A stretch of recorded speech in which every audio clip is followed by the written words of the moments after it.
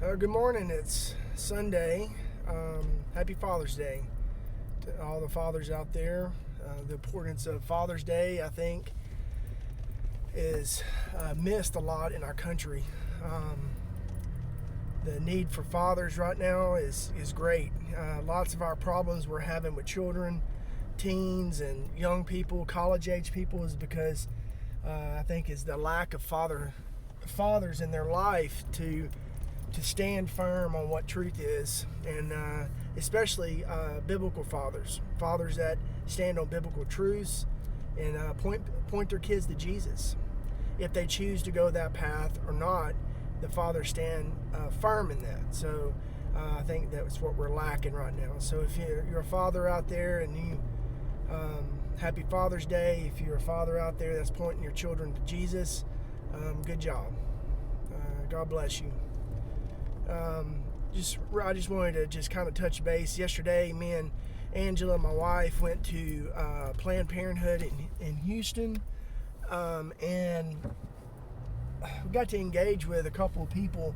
One of them was really a good. I'm going to put the video up. You can't really hear me saying anything, but you can see me talking to a man behind the gate, and he brought his wife there. He was a man from India. Their family was from India, and they moved here to the United States. And he said their doctors were telling them that the COVID thing is that it will cause the babies to have heart murmurs and heart problems, so it's better to just abort the baby right now. And which I don't know if he was lying to me or if someone actually told him that. Which if they told him that, that's horrible. I mean, to point them to abort their baby. Anyway, his wife was in there, and she was all. I just engaged a conversation with him and was telling him, how horrible abortion is, and I gave him the statistics on, about Planned Parenthood and their whole goal. And anyway, he seemed to listen some. He didn't go back in and get his wife until it was done. So he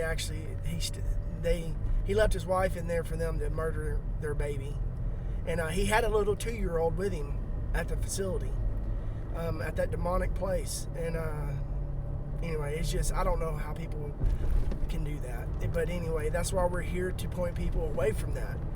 I had another conversation with a Hispanic lady that was... she hates Jesus. That's what was the gist of it. She hates Jesus, and she hates white people. And she thought I was a Trump, a diehard Trump supporter. And I told her, I said, I bow the knee to Jesus. Jesus is my king. If Trump is in office, that's fine. But that's not my main goal. I'm not there to promote Trump or give Trump glory. I'm there to point people to Jesus. And that was my whole goal. And whenever I told her that, it kind of threw her for a loop, because she thought I was going to be, this hardcore Trump supporter.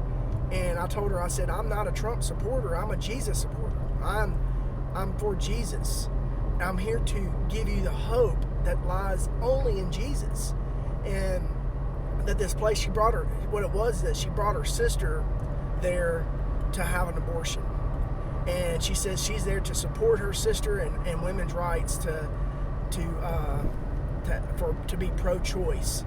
And I said, well, you want to be pro-choice, but you're not giving that baby a choice.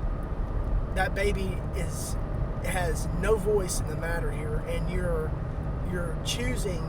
encouraging her to choose to murder her baby. And she used the whole it's not a baby, it's a fetus, and the fetus is just a clump of cells. And I told her, she's 40 years too late on that argument. And we just went back, and finally she was just over talking me.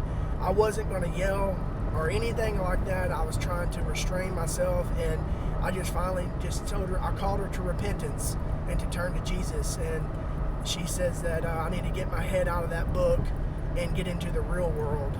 And that's the mind frame that Planned Parenthood puts, that's the what they want. That lady is the perfect example of what Planned Parenthood wants to do to women.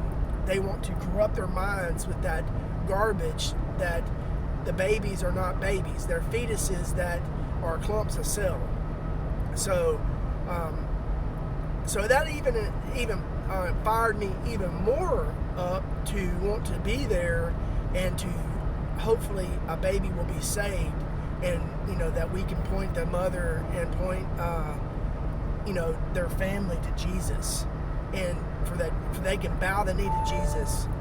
So anyway, but we got to pray a lot there. While we was there probably about 4 hours, and anyway, they closed around 1:30, and we ended up leaving around 1 o'clock. So, but we got to see at least a little bit of hope of talking to the man. He actually talked to us and listened. So that was some sort of a win. But anyway, just keep us in prayer in that, and just try to step out in your faith, be bold for Jesus. You need to have something that you can lean on as a ministry, that you are actually building the kingdom. And every Christian is called to evangelism. Every Christian is called to stand and snatch people out of the flames of hell. So that is the call of, as a Christian, that is your calling. Your calling is not to just go sit in a building every Sunday. So you need to think about that. You need to read what the scriptures tell us to do, and what Jesus says, and just say, yes, sir. That's what I'm going to do, Lord. Thank you for loving me and coming out of your, coming from heaven, out of, off of your throne, from glory to a dirty world to save us. Thank you. Yes, sir. I will go forth and do what you want me to do. Love him that much to do that. That's all I got. God bless you. Have a good Sunday.